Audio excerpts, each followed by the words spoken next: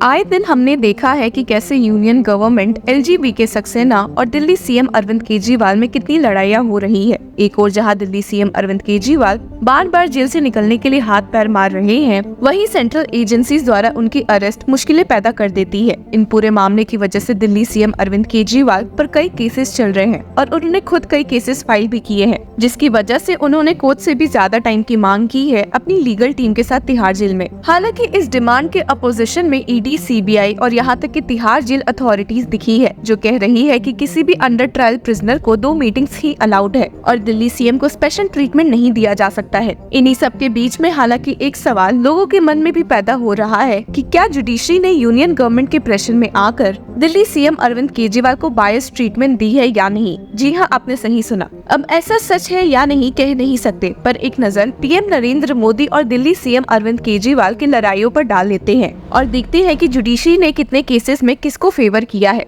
Delhi CM और PM Narendra Modi की पहली लड़ाई शुरू होती है साल 2015 में, जब आम आदमी पार्टी ने बीजेपी को बहुत ही बुरी तरह से दिल्ली असेंबली में हराया था। The first attack on the Arvind Kejriwal government was when the central government snatched ACB anti corruption branch as Kejriwal ordered an FIR to be filed on former Delhi CM Sheila Dikshit and Ambani on allegations of corruption. ये trend हमने ऐसे बीते कुछ सालों में देखा भी है कि जहां यूनियन गवर्नमेंट ने दिल्ली सरकार से कुछ सर्विसेज और पावर्स उठाकर एलजी को पास कर दिए थे। हालांकि इस मामले में पहले तो दिल्ली हाईकोर्ट ने ये अपहेल्ड किया था कि एसीबी स्टेट गवर्नमेंट के अंडर ही आती है, लेकिन सुप्रीम कोर्ट ने इस ऑर्डर पर स्टे लगाते हुए फैसला फिर पीएम मोदी के फेवर में दे दिया था। इसके बावजूद भी दिल्ली सीएम के अगेंस्ट मुश्किलें कम नहीं हुई, जब तुरंत बाद ही सेंट्रल एजेंसीज ने एक के बाद एक एक्शन पहले तो अरविंद केजरीवाल प्रिंसिपल सेक्रेटरी राजेंद्र कुमार के खिलाफ लिया and then again by trying to inculpate Kejriwal in former Delhi chief secretary Anshu Prakash slapgate, जिन्होंने केजरीवाल पर उन्हें असॉल्ट करने का इल्जाम लगाया था। हालांकि ये मामला सरप्राइजिंगली जस्टिस डीवाई चंद्रचूड़ की बेंच द्वारा रुकवा दिया गया था। इससे जहां दिल्ली सीएम रिकवर कर पाते, वहीं president Kovind acted swiftly on the recommendation of the election commission and disqualified 20 आम आदमी party MLAs without hearing the MLAs in the office of profit case. लेकिन तुरंत बाद ही इस मामले में दिल्ली हाईकोर्ट ने एक एक्शन लेते हुए एमएलए अपॉइंटमेंट को स्टे करवा दिया था,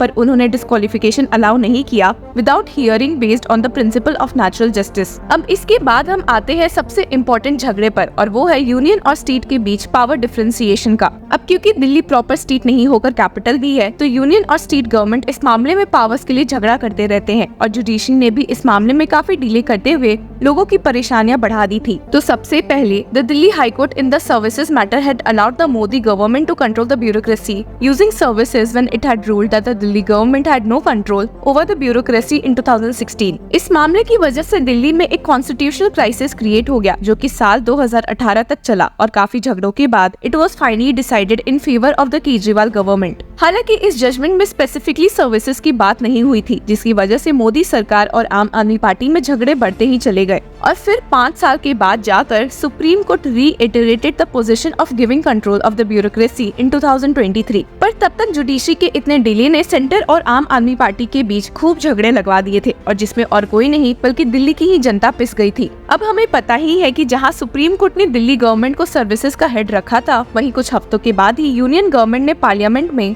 जीएनसीटीडी अमेंडमेंट बिल पास करते हुए सर्विसेज अपने अंडर कर ली थी, और जिसके बाद ये एक्ट भी पास हो चुका है, जिसे कि दिल्ली गवर्नमेंट ने चैलेंज भी किया है। पर अभी तक इस मामले में ना ही कोई सुनवाई हुई है और ना ही कोई फैसला लिया गया है। कई लोगों का मानना है कि the supreme court under the current CJI Chandrachud, instead of staying this humiliation to a constitutional court that he had chaired, allowed the government sufficient time to play number politics in Rajya Sabha and forget about deciding the unconstitutional bill of the dictator who refuses to accept his defeat in the Delhi Assembly election। और ये सब यही show करता है कि how the judicial system and especially our honorable CJI can give lectures about constitutional morality, a term used by CJI in the Delhi Services judgment but failed to practically implement it or abide by it himself। इसके अलावा और भी कुछ cases ऐसे हैं जिसमें लोगों को लगा है कि जुडिशरी आम आदमी पार्टी के खिलाफ काम कर रही है। For example Take the case of air pollution when Aam Aadmi Party was not in power in Punjab before 2022. The Supreme Court accepted the figures that stubble burning contributed only 4% to the pollution in Delhi. पर अब जैसे ही पंजाब में आम आदमी party की सरकार बनी तो सुप्रीम कोर्ट ने पंजाब सरकार को प्रेशर करना शुरू कर दिया कि वे फार्म फायर्स को कैसे भी रुकवाए। ऐसा ही कुछ रिएक्शन फ्लड्स और पानी की कमी के मामले में भी देखने को मिला है, जब the judiciary allowed the Haryana government and Modi at the centre to trouble the citizens of Delhi to extract a political win against the Kejriwal government. कई लोग इस मामले में इसलिए भी गुस्सा थे क्योंकि सुप्रीम कोर्ट ने सेंट्रल गवर्नमेंट के डेटा पर रिलाई किया था और ना ही खुद से न्यूट्रल फैक्ट फाइंडिंग टीम को ग्राउंड पर भेजा था। जहां ये मामला तो ओवर हो गया, वहीं आपको बता दें कि जब आम आदमी पार्टी ने पंजाब जीत लिया था तो वे दिल्ली के मॉडल से अंडरस्टैंडिंग लेकर पंजाब में प्रॉपर्ली काम कर रहे थे। पर एक और झटका आम आदमी पार्टी की सरकार को लग गया जब Satyendra Jain, who was instrumental in many ground breaking popular schemes of the Delhi government like free electricity, free water, mohalla clinics, Farishte scheme etcetera was arrested. इस मामले में भी लोग जुडिशरी से काफी खफा दिखे हैं क्योंकि उन्होंने जैन को जेल में ही बंद रखा है in a frivolous case of correction entries by a company in which Satyendra Jain was an equity holder long back before he had joined politics and had no association when he was a minister. आपने कई बार देखा भी होगा कि वे medical grounds पर bail की मांग कर रहे हैं, पर उन्हें बार बार रिफ्यूज कर दिया जा रहा है, जिसकी वजह से भी लोगों में काफी गुस्सा है। और ऐसा ही कुछ मनीष सिसोदिया के केस में भी देखने को मिला है, where there is no evidence of a money trail, no seizure and no unaccounted recoveries.